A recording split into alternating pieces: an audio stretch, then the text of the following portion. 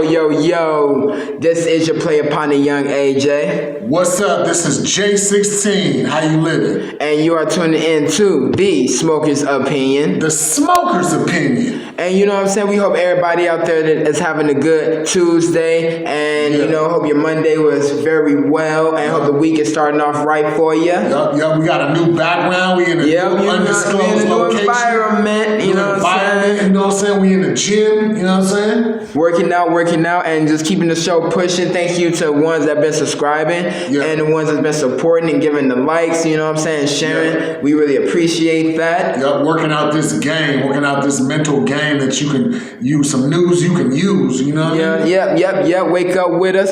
And we're going to kick right into it. So, Fat Joe dubs DJ Khaled as the new Quincy Jones. So, last week, Fat Joe dubbed DJ Khaled as the Quincy Jones of hip-hop while praising his work on his recent Khaled album. And, his statement was quickly debated, you know what I'm saying? So someone on Twitter said that Quincy Jones, who spanned 5 decades from Armstrong to Basie to Sinatra to Ella Fitzgerald to Dinah Washington to Ray Charles to Aretha to Dizzy to Little Richard to Donny Hathaway to the Brother Johnson to Miles and Michael Jackson, unless there's another Quincy Jones, chill. So, do you think right now, how many hits DJ Khaled came out with, how many people DJ Khaled has really, put out there? Yeah, put on. Do you really feel that he, do you feel that he is a Quincy Jones of hip-hop, or do you feel that, I don't know, the Quincy Jones of hip-hop, like, that doesn't mean much, man. Like, the Quincy Jones of hip-hop, the Quincy Jones, it just sounds weird. Because Quincy Jones of hip-hop.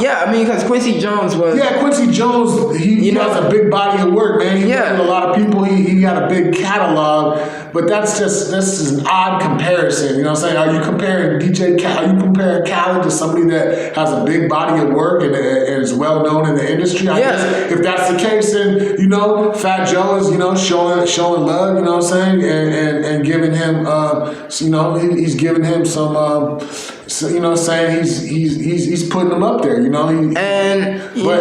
But I don't know if that's even relevant, like who gives a fuck,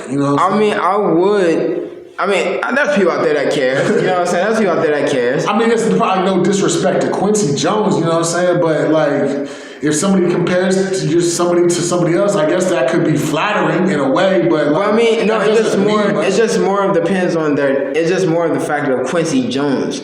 His name in the music industry and who he is. Yeah. And that's why people care about it, because of, you can't compare Usher to like Michael Jackson, you know what I'm saying? It's only because it's not them comparing him to another person. That's just Fat Joe's opinion. It's just more like comparing Fat Joe, like, okay, bro, like whatever you say, man, I guess that's... because Quincy Jones, for those who are unfamiliar of his work, is an award-winning producer, a composer, an arranger, songwriter, musician, and activist whose career spans 70 years within the entertainment biz. He's accumulated 80 Grammy nominations, 28 wins, and with 7 noms as tied for the second most Oscar-nominated black man in history. So he's highly decorated. Yeah. But is Khaled as highly decorated as Quincy Jones? No, probably not. DJ Khaled, you know what I'm saying? DJ Khaled, he's up there, He's put out some good songs. He's put out some good... Yeah, he's had some hits. He's had some bangers. But when it comes to Quincy Jones, it's like... You can't just like, oh, that's Quincy Jones. No, it's like, this is Quincy Jones. There's other people that have a lot more accolades than Khaled that can be compared to, you know what I'm saying? Yeah, but for Fat Joe to say Quincy Jones, for Fat Joe to say that DJ Khaled is the, Quincy Jones of hip hop, I have to go with the people on Twitter and be like, nah, he's not. You know what I'm saying? Like, yeah, he's put in the work. He's worked really hard. But when it comes to being the Quincy Jones of hip hop, nah. Okay.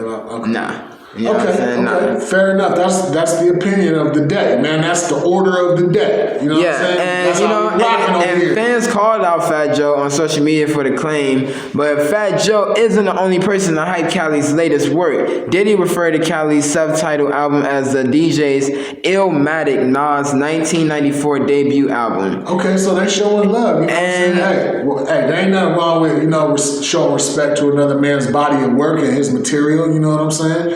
But it's relative when you're comparing somebody like Khaled to some legendary people in the game. And so this leads to the question all over Snapchat, all over Twitter, as whether yes men are ruining the genre for music or for hip hop. Right. And Fat Joe later defended his statement during the IG Live, claiming Cali puts out #1 albums and #1 hits with his stacked rap collabs, give the man his credit. And see, now I can respect that. Yeah. But when you say, oh, he's the new, big person of this, you're basically saying that he's better than everybody who's really been putting out that work. Right. He's put out so many, he's had some #1 albums, some #1 hits, but nah. He ain't starting, he didn't put someone who didn't know how to act, coming straight out of college, into a show and then makes that show the biggest show. Maybe in my opinion, and that was a Fresh Prince. If Khaled was consistent for the next 15 to 20 years with bangers and hits and classics, then you might be able to compare him and say he's the Quincy Jones of this era. Yeah. But until he needs more longevity. Quincy Jones got 50, 70 years in the game of this shit. And Khaled, he's relatively new. Exactly. Relatively. So, it takes time to build up that status. Exactly. And, we're going to move on to other news. Lil Baby and Lil Durk postponed collab album for DMX. So, DMX's first posthumous album is was called The Exodus. And it was set to drop on May 28th, the same day Lil Durk and Lil Baby's collab album. And so since, following his passing and him, passing away and everything, their release for their album has been postponed for respect of Swiss Beats and also respect for DMX. And I respect that a lot because, it's not like they're trying to chase to be #1 or something like that, or they're trying to chase to have their album really be pushed. It's more of that they, they're really recognizing that a person died and he was in the same game as them, but he was also an OG. He was also one of the originals. So, give that respect to him and be like, hey, I'm going to let my album sit, let his come out, let people enjoy him. Right. It's nothing to push it back or two, you know what I'm saying? If you don't want that same date, that's okay. Exactly, because on May 13th, Swizz and Universal Music Group hosted a Exodus listening party on Zoom during the celebration of the stacked 13-track album. Swizz revealed Pop Smoke's feature didn't make the cut and that Lil Baby and Lil Durk's Voice of the Heroes would be pushed back.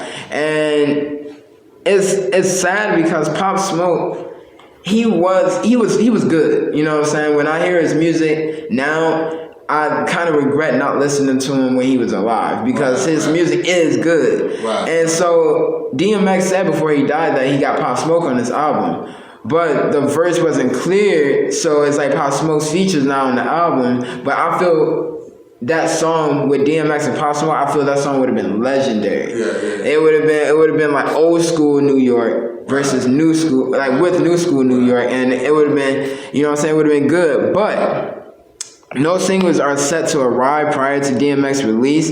But when's the release date for X's album?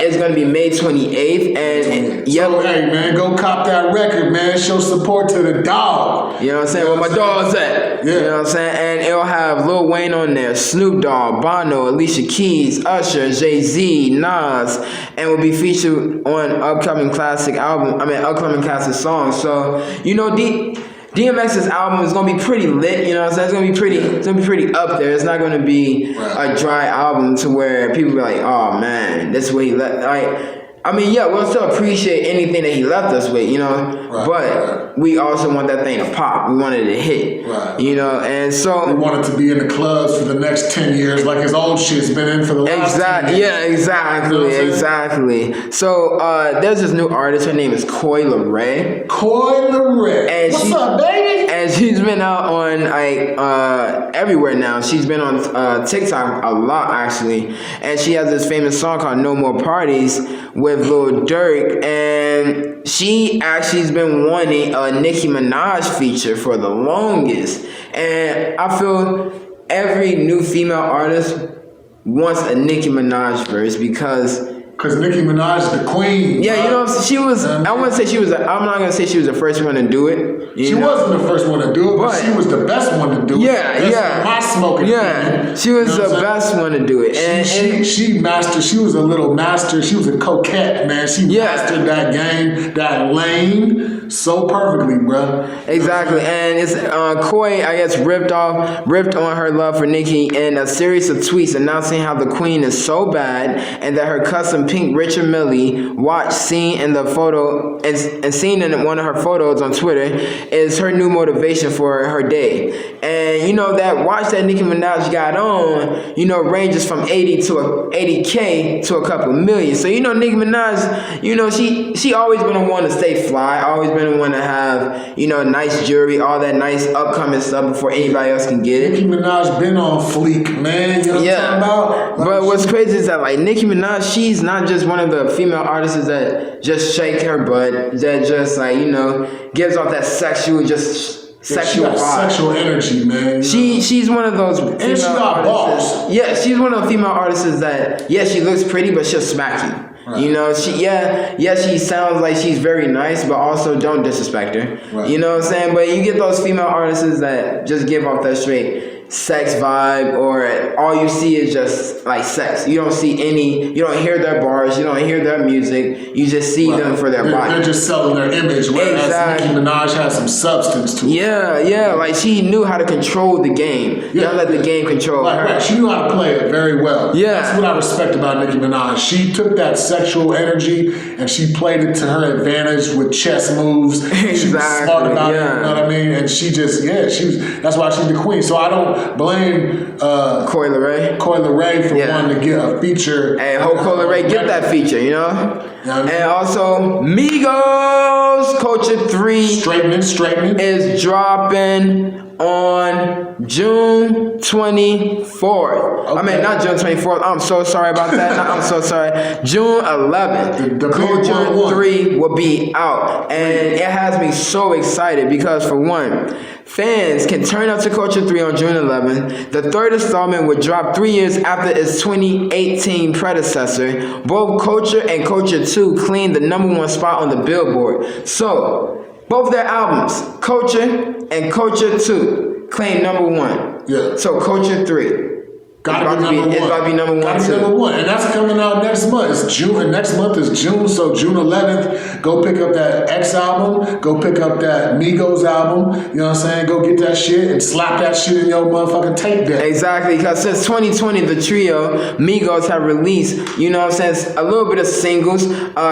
Taco Tuesday, Racks Too Skinny, and also the new one that just came out, Straightening. And you know, that shit's hot, man. You let me hear that the other day, man. That shit was fire, bro. And I can't stop listening to it, and it's only because it just gives you that vibe, like ain't nothing, you know what I'm saying? It's like when you hear it, they tell you, oh yeah, ain't nothing been taken, you know what I'm saying? We ain't taking no breaks. We've been out here, you know. We just ain't been all in the cameras, but we've been working. We still been working. We still pushing in the gym, you know, behind the scenes. Exactly. And that's what made me so excited about hearing it. And then when I finally heard the full song, bro, I fell in love with it. So Migos, June 11th, Culture 3 is coming out soon. Yeah. And you know what I'm saying? Everybody go turn up. May 28th, DMX's album is coming out. Yeah. So everybody go turn up to that. Yeah. And you know, this has been the Smoker's Opinion, where we stay smoking. And we hope that everybody has, you know, been entertained by our morning news